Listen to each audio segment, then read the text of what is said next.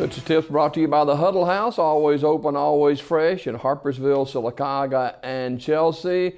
And Toots came in undercover this morning, 5 and 6 last week. That's the first time you've been under 500 in a while. Well, I think what it was, just total concentration or thereof, or lack of concentration. It was that golf trip to Florida is what it was. You might have a point there, but I'm going to do better this week.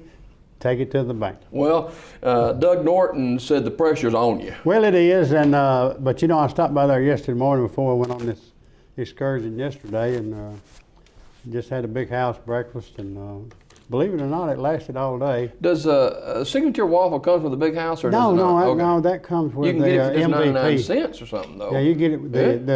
The waffle comes with the MVP breakfast. I've done it too. 5 and 6 last week. Already had a text from one of your followers this morning and saying that they could not wait to hear your prognostications this morning. I don't know what that means. Well, this gentleman, I'm assuming it was a gentleman. Some say he is, some say he isn't. But at any rate, I got to figure it out who you're talking about. We won't get into name calling, but his initials are Nate Brewer. I understand all that. But at any rate, Nate, I hope I do better than I did last week. His grandmom and granddad is watching too. Oh yeah, old brother Ronnie and Barbara. We know them, and hope they're doing well. 65 and 26, not bad. Nah, not bad overall. But that 1 week just really hurt me, and I rolled toss all night last night, worried about why I didn't do better than I did. But anytime a team goes into Death Valley and you expect them to win, that's not a good idea. I know your friends over at Curtis and Son Funeral Home are awaiting you this morning. Well, they are. Generally, when this thing re-airs, they got to, whatever we're doing or they're doing, they got to stop and run to the bullpen, as we call it. And I don't know what it says about it. They don't even sponsor your show, though. I understand that, but I think they just want to ridicule me a little bit. But that's all right, let's get started. Tonight, two teams that for years have been great football teams and marquee teams, not so much this year. Miami of Florida is at Virginia Tech. Well, this could be a good ball game. I picked old Frank Beamer last week to beat Pitt. That didn't happen. So they'll Miami, win 1 and lose 2. Yeah, I don't know what it is. Are they at Blacksburg? Yes. Mm-hmm. Okay. Well, then I'm going to go with the Turkeys. All right. Texas. I know you're a Charlie Strong fan, but Texas is at number 11 K-State, and there's a lot of talk about K-State, with the only loss being to Auburn, slipping in that top 4. Well, they played pretty well last week, and K-State's got a good football team. Auburn was very fortunate to get out of Manhattan, Kansas with a win. Charlie Strong, again, I just admire his disciplinary actions that he done to get his football program initiated like he wanted it. But I just don't think they good enough to beat K-State. Two teams we talked about a week or so ago as up-and-coming teams, both lost last week. Arkansas hosting UAB. Yeah. Well, I picked UAB last week to beat Middle Tennessee State. Arkansas, it's been forever and a day since they've had an SEC win. Although this is not an SEC game, the Razorbacks will get it done against the Blazers. Last week, Kentucky traveled to LSU. That was one of the ones I really messed up on. And CBS had already set this week's game for Mississippi State and Kentucky, thinking that Kentucky would beat LSU. Well, you got number 1 Mississippi State at Kentucky, a CBS game on Saturday. Well, there's a cat fight and a dog fight, whatever you want to call it. Kentucky's pretty decent. They are a good football team, but they're not in the league with Mississippi State. The Bulldogs, they're playing extremely well, and I'm going to tell you, and I've made this statement before, the SEC championship on the western part of the division is going through the state of Mississippi. Those Kentucky Bluegrass fans that great people, Jim, love Kentucky basketball and all that kind of stuff, and they had kind of gotten on the wagon with Coach Stoops, and they go to LSU, and they were never in the football game, losing 34-3. Well, it never was. And again, I'm going to go back to the Kentucky people. I've had the pleasure of going to a football game up there, and I know me and the guys I went with were just walking down, and we were talking about getting something to eat, and one of the Kentucky fans said, "Y'all come on in and have a hamburger with us." And I thought, well, we're Auburn people. It don't make no difference. Come on in. Well, after the ball game, y'all come back by. So what if Auburn wins? It don't make no difference. Come on by anyway. So there's some great fans up in Lexington, Kentucky. Yeah. An interstate matchup. One team going one way and another way. Number 8 Michigan State hosting Michigan. Well, Michigan, Jim, they're going to have to regroup. I'm going to tell you, it's a sad situation when you go to the big house and it's not full. Mm-hmm. But I guarantee you, old Sparty, he's going to take that little Wolverine and just shake the fire out of him, and Michigan State's going to beat them probably handily.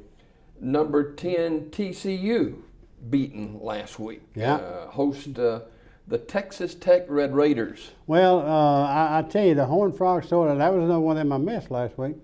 I thought the Horned Frogs would do better than that. But the Red Raiders won't have much of an opportunity to beat the Frogs. Although, it's hard for a frog to beat a galloping horse, but they will. All right. A team that Alabama opened up with and defeated first game of the season in the Chick-fil-A Bowl. Number 22 West Virginia's rebounded nicely. Mm-hmm. They are at Oklahoma State. Well, this is going to be a good one. Last week I picked Oklahoma to beat West Virginia. Did you pick any winners last week? If I do, I don't remember one. I think Alabama was about the only one I picked. But at any rate, I just don't know, Jim. The Mountaineers play good at home. They're not playing too well on the road. I got to go with the Cowboys. All right. Missouri, who was in the SEC championship less than a year ago, having some difficult times. They're what you call the Jekyll and Hyde, or whatever that is. They host Vanderbilt, and Vanderbilt is just downright bad. But I told you Missouri, like we're talking about Jekyll and Hyde, they go into the swamp and annihilate Florida. So, but what's the big deal there? Of course, everybody's beating Florida, and of course, we know WOIL Muschamp now. The seat is getting hotter and hotter and hotter. But the Missouri Tigers will take care of the Commodores. All right, game you and I have talked about, and I kind of like an upset here. Maybe it's because I'm a little partial, but number 24 LSU hosts number 3 Ole Miss in Baton Rouge. That's a ESPN game on Saturday night. Well, now I'm going to tell you, I picked a team last week to go into Baton Rouge and upset the Bengal Tigers. This is not going to be no upset. Ole Miss, Bo Wallace is throwing the ball around real well. He runs the ball well, and Coach Freeze has got them kids believing that they can win. LSU, I don't know, the jury's still out on them, Jim. They're not playing very well right now, but they got a lot of young kids. They graduated a ton of kids that went into the NFL. Ole Miss is for real. I think the only Tigers that's going to have a shot to beat Ole Miss will be next week. But I'm picking Ole Miss. All right. Watch that one, though, Toots. I will. Tennessee hosting number 4 Alabama, and Tennessee hadn't scored an offensive touchdown against Alabama in, I think, 2 years or so. They probably won't this week either, but Neyland Stadium will be full, and old Smokey, the hound dog, will be jumping up and down and running around and having a big time. And you'll hear Rocky Top about 937 times until Alabama really goes to whipping them. And after that happens, I think old Rocky Top will probably go back into the cave, and you won't hear a whole lot about it. But well, you got Kiffin going. Oh yeah, and Jim, I heard a sports show last night. They talk about putting extra security around him, going back into Tennessee, where he was the head coach, and I think he went like 6-7 over there before he departed to USC. They were talking about fruit jars going to be thrown at him and all this kind of business. I think that's a bunch of malarkey. Well, that could happen now. Oh, it could happen. These college fans are rabid. They are just rabid as they can be. But I think after Tennessee might play with Alabama for the first 4 or 5 minutes, and then it's going to be downhill for the Volunteers. Auburn off last week, host South Carolina, and I think I saw the story this week where Spurrier had at South Carolina had not beaten Auburn. It's been forever and a day since South Carolina's beaten Auburn. And, you know, they come in and say, I heard again yesterday, Spurrier and the Auburn coach, Malzahn. yeah, him too. They both wear the visors, you know, and Malzahn is supposedly, he got that from Spurrier. So it's going to be a big day on the Plains, but I just don't think that South Carolina, although I did pick Auburn to lose last week, or the week 2 weeks ago, I'm not going to do it this week. I think they beat South Carolina and get ready to go to Ole Miss. That is an ESPN game, I think. I think it's a 6:30 kick. Yeah. I think Alabama and Auburn both play at 6:30 tomorrow evening. Yeah. I don't know where is the Ole Miss LSU. Is that SEC network game? It may be an SEC network game. I'm not sure, Jim. Because it can't be because ESPN's got Auburn and South Carolina. ESPN2's got Alabama and Tennessee, so it almost has to be a SEC game on another network somewhere, which there are a whole lot of them. Oh, yes, they are. Number 13, Ohio State, is at Penn State, and down through the years, this has been a great matchup. It has, but the Sandusky thing still hadn't settled good at Penn State. I think Ohio State, old Buckeye, he'll get in there and roll around a little bit. Them Lions ain't going to be able to catch him. So I think Ohio State goes to Happy Valley and gets it done. I've heard stories and read stories about the campus at Penn State, and that stadium there is one of the most grandest ventures and trips that you could ever go on. I've never been, but I've talked to a lot of people who have been, and they say the hospitality is just unmatched anywhere at Happy Valley. Of course, that's when Joe Pa was there. Don't know what it is now. You just can't hardly tell. But again, I've talked to, like I say, Ronnie Miner, I know, has been up there. He and I talked about it just yesterday. And he told me that it's one of the nicest places he has ever gone to watch a college football game. Two top 20 teams. Number 20 USC is at number 19 Utah late Saturday night. Well, the Utes have been playing pretty well. I really like the way they play. Didn't they lose their quarterback? Wasn't he the one that lost? And they put another one in there and he's done really well? Yeah, I think so. I think you're right. He lost him early, best I can remember. But I tell you, I don't know about USC. Doggone it, every time I pick them, I lose. But I'm going to have to pick them one more time to go in and meet the Utes. All right. That is Toots' tips for week 9. And 5 and 6 last week. Just to get you up to date, he's 65 and 26 overall, and it's not bad, but that 5 and 6, I got another text from your friend who says you need some help. Well, that I can't deny. Jim, I want to touch a little bit on some high school games played this weekend. Big ones. Yeah, real big. The seeding implications as Sylacauga goes down to Tallahassee to play the Tallahassee Tigers, and where it will be a 3 seed, a 4 seed, which means a lot.